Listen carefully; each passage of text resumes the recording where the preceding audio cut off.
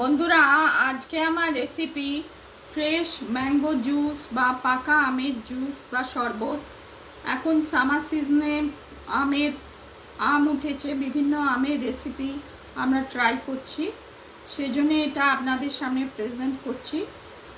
আর এখন শরবত লস্যি আমরা খেয়ে থাকি, এই জন্যে আমি আমের জুসটা আজকে প্রেজেন্ট করছি। প্রথমে চামচে দিয়ে আমের পাল্পটা এক জায়গায় বার করে রাখলাম, তারপর পরিমাণ মতো জল, আমের পাল্প আর চিনি দিয়ে মিক্সিতে ব্লেন্ড করে নিলাম।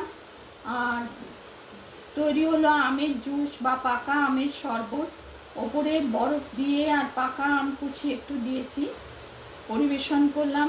রেসিপি পছন্দ হলে লাইক করবেন, চ্যানেলটিকে সাবস্ক্রাইব করার অনুরোধ রইল। পাকা আমের জুস বা fresh mango juice, summer special.